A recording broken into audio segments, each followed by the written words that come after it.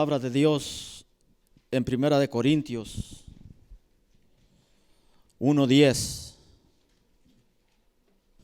Dice la palabra de Dios así, dice: os ruego pues, hermanos, por el nombre de nuestro Señor Jesucristo, que habléis todos una misma cosa, y que no haya entre vosotros divisiones, sino que estéis perfectamente unidos en una misma mente y en un mismo parecer.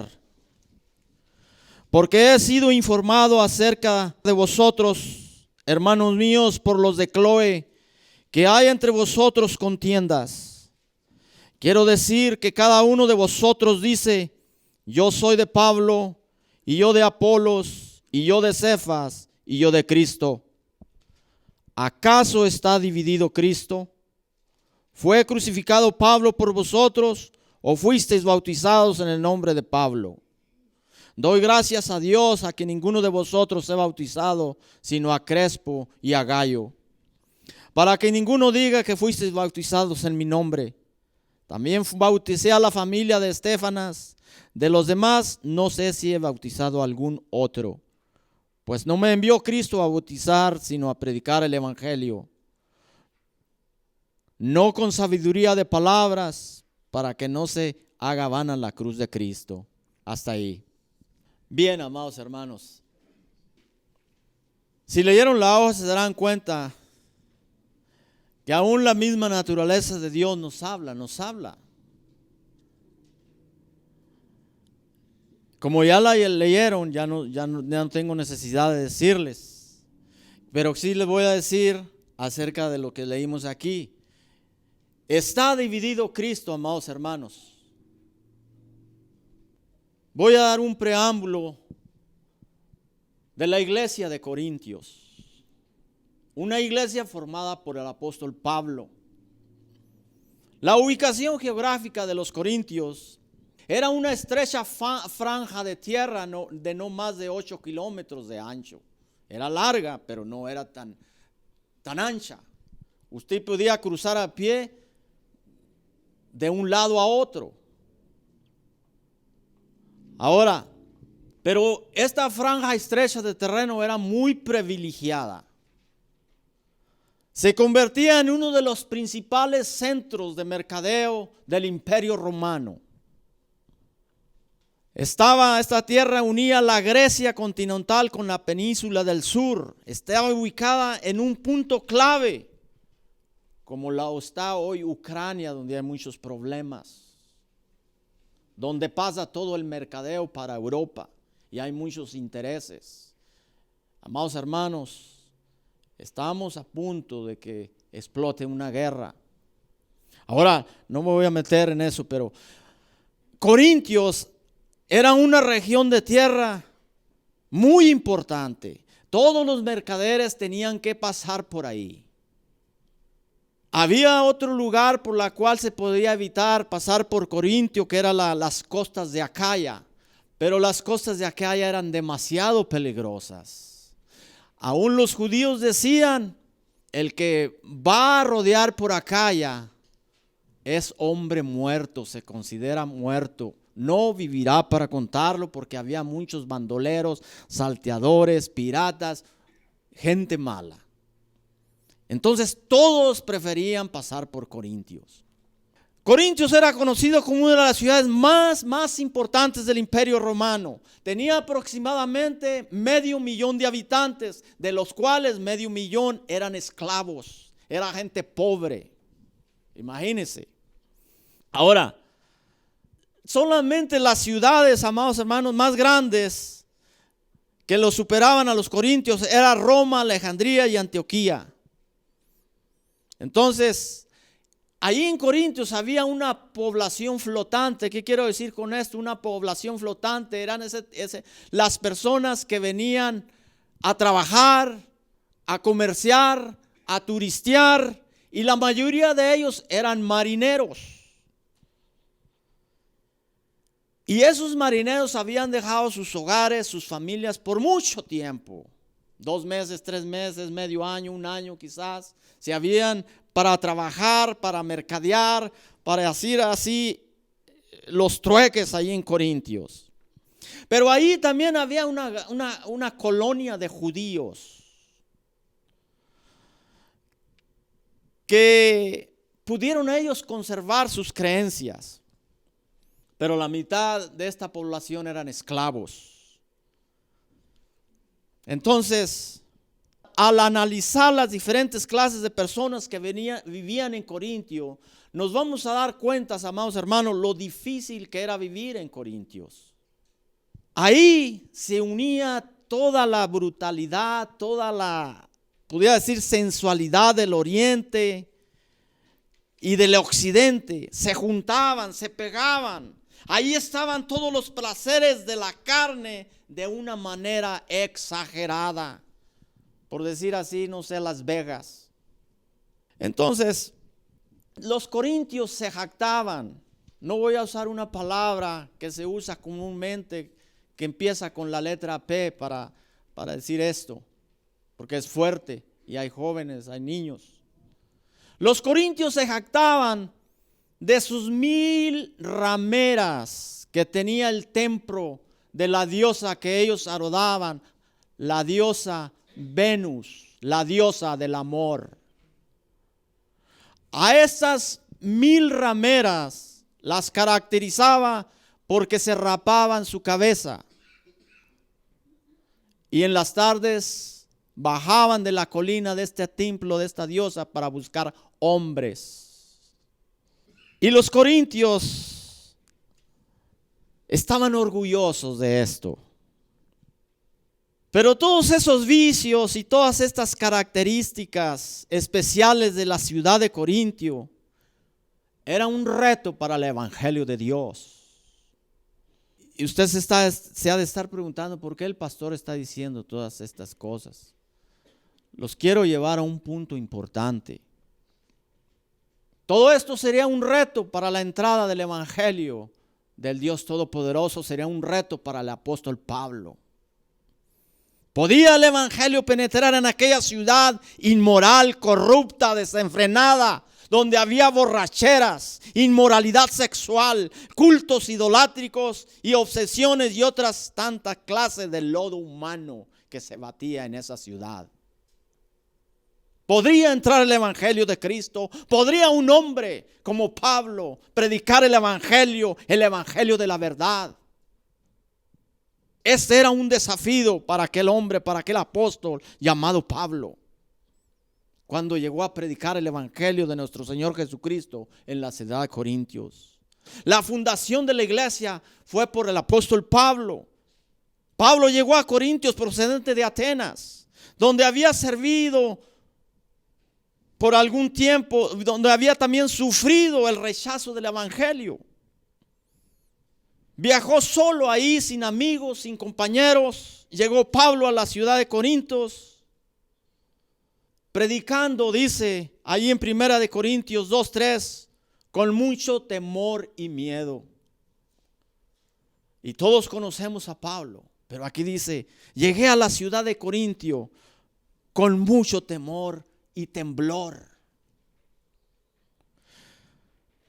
Muy pronto estableció contacto, escuche bien, con una pareja que sería una maravillosa ayuda para el ministerio de Pablo y para la iglesia de Corintios. Su nombre era Priscila y Aquila. Esta pareja se había mudado de Roma a Corintios. Eran cristianos. Ahora se añaden a Pablo para juntos colaborar y trabajar en la iglesia del Señor Jesucristo que Pablo había fundado en Corintios. Allí en Hechos 18:3. Tenían el mismo negocio que Pablo, fabricantes de tiendas. Y además eran de la misma raza. Entonces tenían algunas cosas en común. Entonces Pablo, fortalecido con sus amigos, y después vea cómo se van dando las cosas. Cuando Dios llama, Dios equipa y Dios provee. En 2 Corintios 1:19, después de la llegada de Priscila y Aquila, se agregan los amigos de Pablo, Silas y Timoteo, al equipo de Pablo. Ahí Pablo utilizó la misma estrategia que él utilizaba donde él llegaba. Iba a la sinagoga de los judíos a predicar. Pero en esta ocasión, en la sinagoga de los judíos, casi siempre Pablo fue rechazado con el evangelio de la verdad, el evangelio de las buenas nuevas por los judíos. Y entonces, ¿qué hizo? Dios le abrió otra puerta. Dios estaba con Pablo. Inmediatamente, amados hermanos, se fue a predicarle a los gentiles. Pablo es el apóstol de los gentiles. Allí en Hechos 18:3. Entonces, ya fortalecido con sus amigos, Priscila y Aquila, Silas y Timoteo, fue llevado también a los tribunales, fue acusado, lo quisieron exterminar, lo quisieron acabar a Pablo. Pero como hay un Dios todopoderoso que estaba con él, dice que fue llevado a los tribunales y allí el procónsul Galión lo dejó en libertad. Hechos 18:18. De esa manera la oposición judía terminaba. Pero había un reto todavía más adelante para Pablo. Ahora, el próximo paso a dar para Pablo, vemos, no se detenía. Era un hombre incansable para predicar, para llevar el evangelio. Era ir a los prosélitos. Un prosélito, amados hermanos, era un hombre que sin ser judío aceptaba la religión judía. Allí en Hechos 18:7. Allí encontró, amados hermanos, Pablo a un prosélito llamado Tito, el justo le llamaban. ¿Y sabe dónde vivía este hombre? Su casa estaba pegada a la sinagoga de los judíos, era vecino de la sinagoga. Y Dios abrió una puerta. Lo primero que hizo Pablo fue aprovechar, y Tito abrió su casa para que el evangelio de Jesucristo penetrara. Qué precioso es nuestro Dios. Cuando un hombre de Dios, una mujer de Dios, un líder está enfocado en hacer las cosas correctas de Dios, Dios te apoya, Dios siempre va a estar ahí contigo. Ahora, Pablo nos da un ejemplo a nosotros, amados hermanos, que no nos debemos de bajarle la guardia, no nos debemos de rendir. Si en un lugar te cierran las puertas, el mismo Señor Jesucristo dijo lo siguiente: sacúdete el polvo de tus sandalias y vete a otro lugar. Y de hecho el Señor Jesucristo nos da una clave muy importante para predicar. Y les dice: id por camino, dice, de gentiles no entréis, ni en ciudades de samaritanos vayan, sino id primero a las ovejas perdidas de Israel.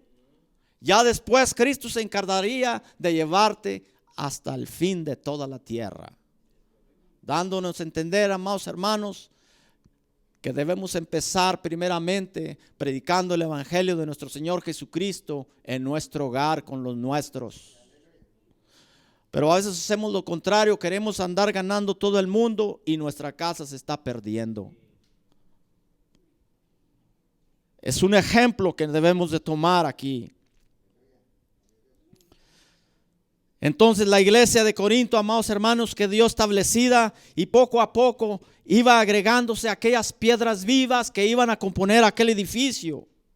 En la iglesia de Corinto, amados hermanos, estaba compuesta su mayoría de ciudadanos locales. Muchos de ellos eran de dinero, eran gente rica, pero muchos de ellos, la mayoría, eran esclavos.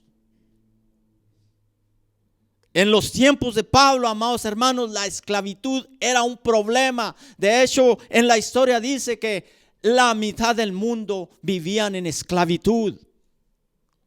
Muchos de ellos pertenecían a la clase humilde. Ahí en Corintios 6:11, una vez más,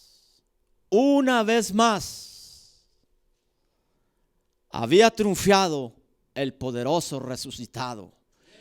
Aquel hombre que Pablo había conocido, no el Cristo histórico, sino Pablo conoció al Cristo resucitado, al Cristo de la gloria. Y fue ese Cristo que llevó la luz en medio de las tinieblas a la ciudad de Corintios.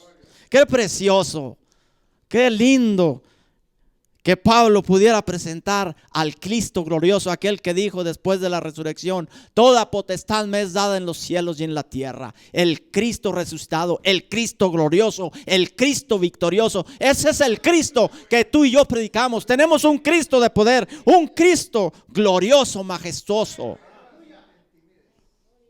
No nos puede intimidar nada ni nadie, amados hermanos.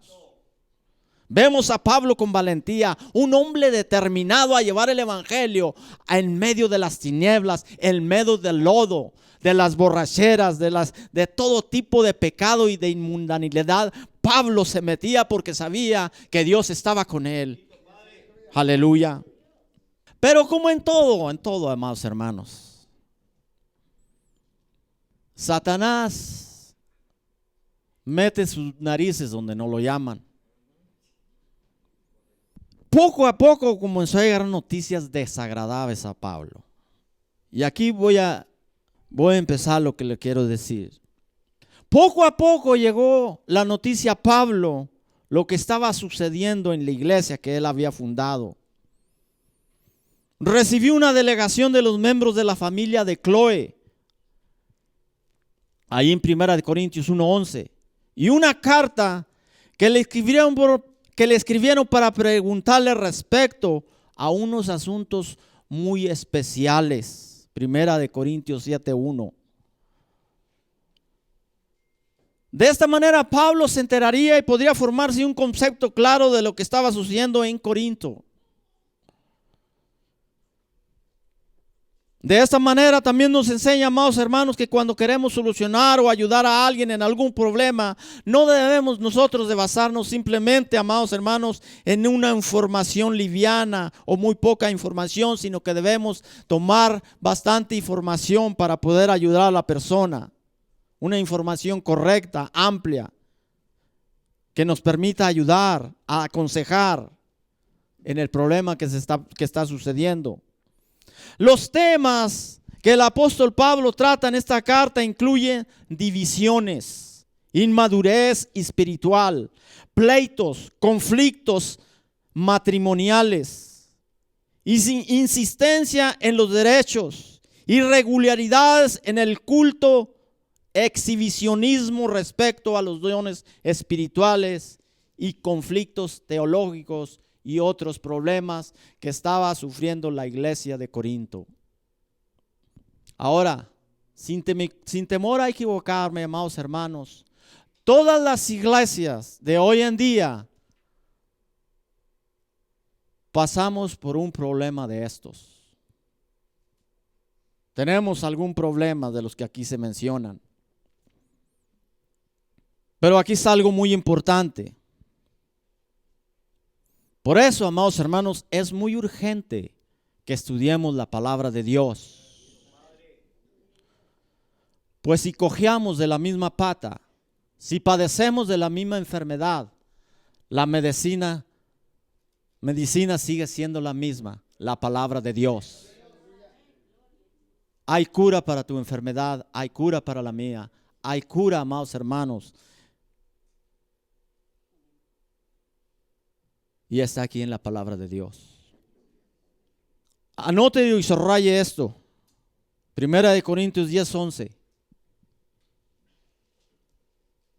Dice así: y estas cosas, escuche, acontecieron como ejemplo y están escritas para amonestarnos a nosotros, a quienes han alcanzado los fines de los siglos. ¿Para quiénes son estas cosas? Para nosotros, para que lo que hizo los corintios no la haga usted y yo. Yo lo he dicho de antemano, amados hermanos, hay muchas cosas que le parecerán horrendas que están en la Biblia y quizás nos admiremos, pero estas cosas, dice aquí, sucedieron como ejemplo para ti y para mí, para que no caigamos en el mismo hoyo, en los mismos errores. Para eso es la Biblia, la palabra de Dios. Ahora, Así como Cristo, amados hermanos, en la oración sacerdotal de San Juan 17, es una oración preciosa, léala. Pedía la unidad de la iglesia y le decía al Padre, así como tú y yo, Padre mío, somos uno, tú en mí y yo en ti, así quiero que la iglesia sea. Una en unidad, una sola iglesia. Pablo había sido enterado acerca de las contiendas, de los problemas. Esa palabra contiendas es la misma que aparece en Gálatas 5:20, donde se habla de las obras de la carne. Pablo le está diciendo a la iglesia, amados hermanos, que estaba siendo sometida por la carnalidad. Las obras de la carne estaban terminando con el fruto del Espíritu Santo. Las obras de la carne estaban desbaratando la iglesia. El problema que tenía Corintios es que el mundo estaba, amados hermanos, ganándose a la iglesia cuando debería ser lo contrario. La iglesia debería de ganar al mundo. Pero hoy la iglesia está dividida, estamos siendo divididos por la carnalidad. Los celos, las iras, las contiendas, los chismes y muchas otras cosas. ¿Qué nos está pasando como pueblo de Dios? ¿Por qué estamos fragmentando el cuerpo de Cristo cuando la iglesia debería estar más unida que nunca? Porque Cristo viene a levantar una iglesia unida, una iglesia pura, sin mancha, sin arruga, una iglesia que esté preparada para irse con el Señor. Yo creo que el Señor Jesucristo ya quiere venir, ya está por venir, pero dice, mi iglesia no está preparada, no está lista. Ya no es tiempo, amados hermanos, de estar jugando a la iglesia. Ya no es tiempo de tener un pie fuera y otro adentro. Y amados hermanos, es el mismo defecto de no poder presentar al mundo un mensaje armónico, un mensaje de unidad, de hermandad. Porque hay divisiones en el cuerpo de Cristo. Un espíritu de división estaba posesionándose de los hermanos de Corinto. Y Pablo hace una pregunta importante. ¿Acaso está dividido Cristo? Y esa es la pregunta que yo hago en esta mañana. ¿Acaso está dividido Cristo, hermanos? Los corintios habían dividido el cuerpo de Cristo y cada uno pretendía, escuche bien, ser dueño de la verdad. Cuando la verdad solamente hay una. Y Jesucristo dijo, yo soy la verdad. Cristo lo dijo. Ningún teólogo, ningún maestro, ni Buda, ni Mahoma pudieron decir lo que Cristo dijo. Yo soy la verdad, porque ellos no eran la verdad. Cristo es la verdad.